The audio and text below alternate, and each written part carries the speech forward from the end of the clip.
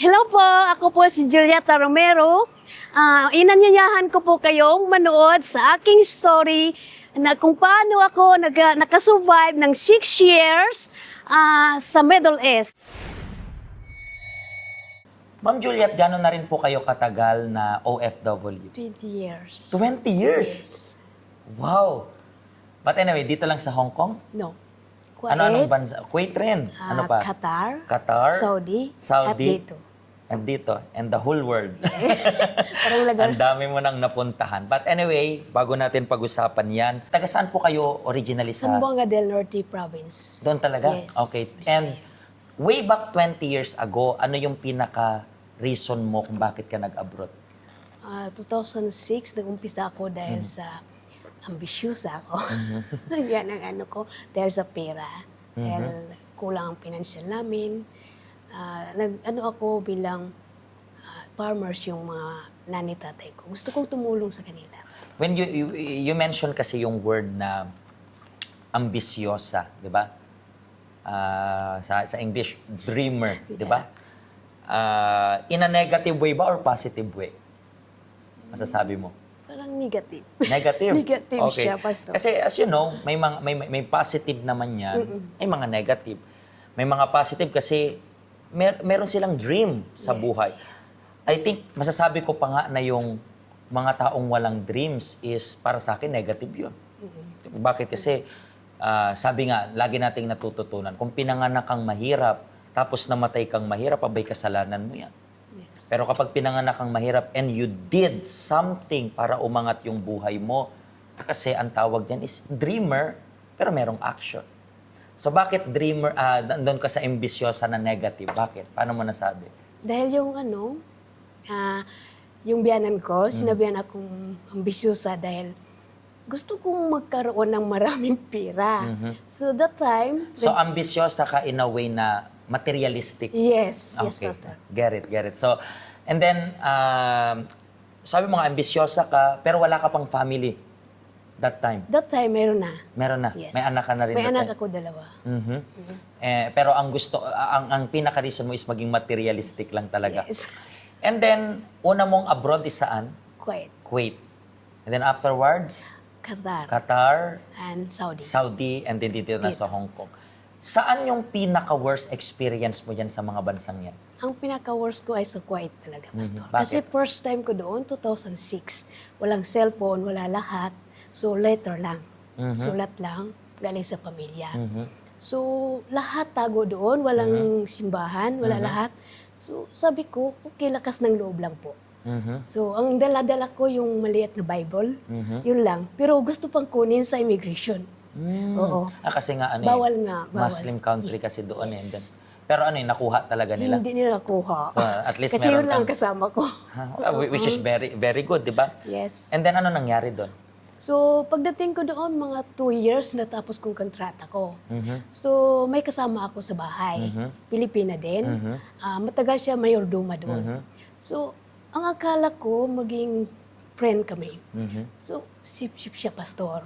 Yan ang ano, ayaw ko talaga na may mga ganun na lockdown ka kasi bago ka pa lang.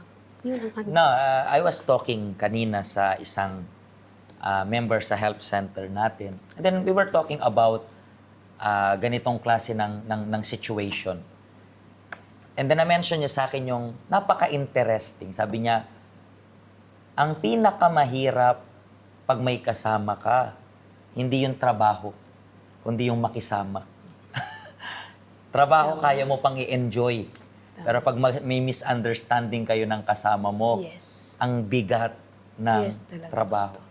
Mabait ang amo ko sa Kuwait, Pastor. Walang problema. So, ang kasama ko, Natiis mo siya ng halos ilang taon? 2 taon lang. Dalawang taon. Tapos, pinabakasyon ako ng amo ko to 1 month.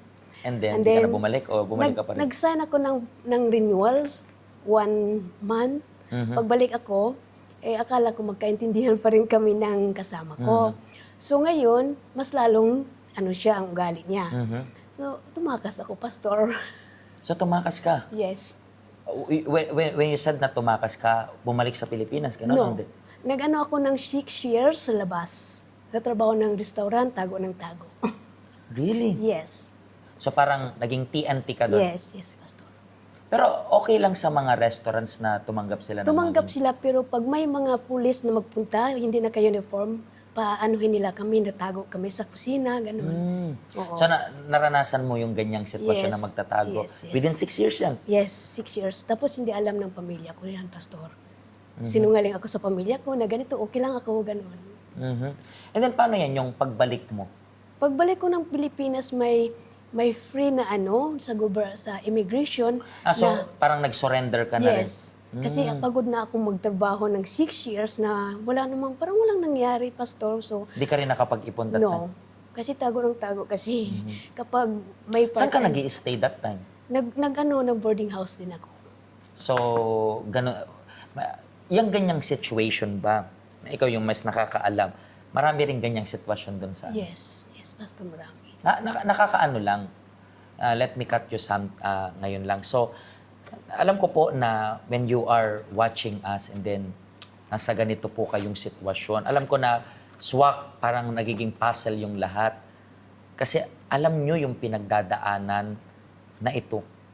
Yung pinagdaanan niya, yan yung pinagdadaanan mo ngayon. And siguro, nag-iisip ka, pagod ka na rin ng ganyan.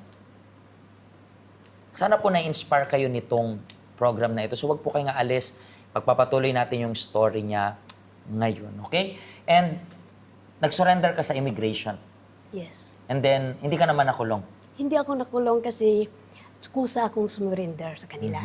At saka Pero in-escortan pag pa ako ganyan, ng- ban ka na dyan sa Kuwait pag ganon? Hindi ko naman. alam kasi hindi na ako bumabalik. Huwag ka na rin talagang babalik.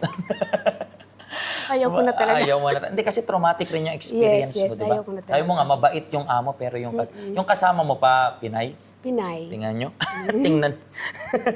Tingnan nyo talaga. Minsan, tayo na lang dapat yung nagtutulungan, tayo pa nagsisiraan. Yes, But anyway, Pastor. paano ka po nakapunta dito sa health center? May nakilala ako sa park.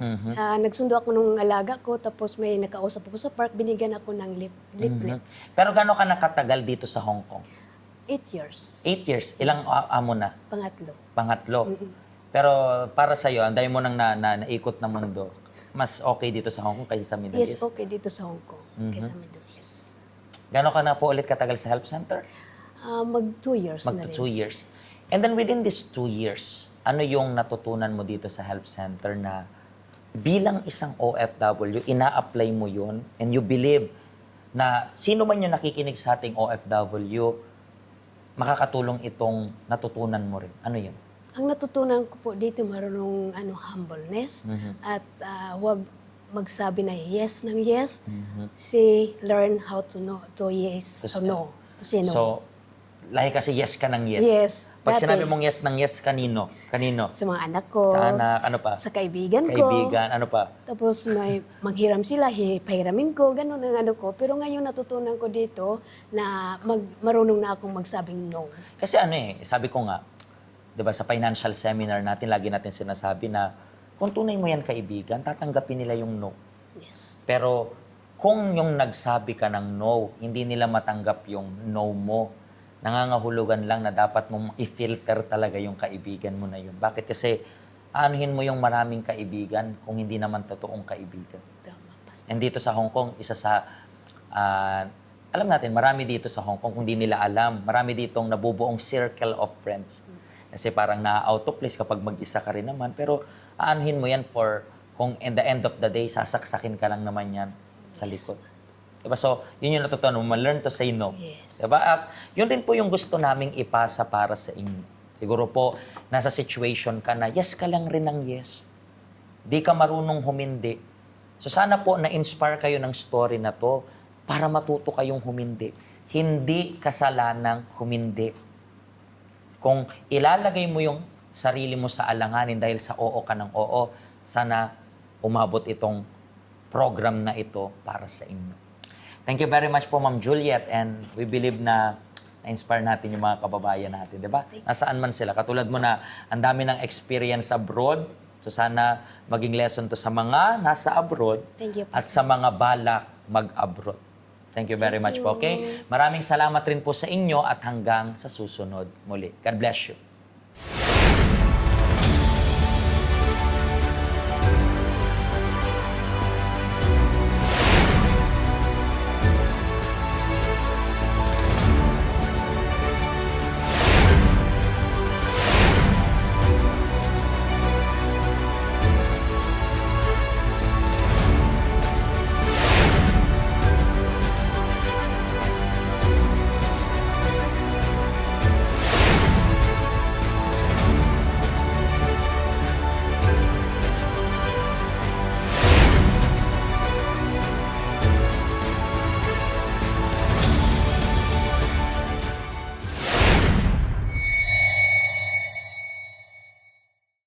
Hello, ako po si Pastor Joshua dito po sa UCKJ Health Center dito po sa Hong Kong. At yung mga napanood nyo pong testimony ay mga testimony ng mga OFW dito sa Hong Kong. Pero I believe makaka-relate rin naman kahit nasaan po kayong bansa. Basta OFW.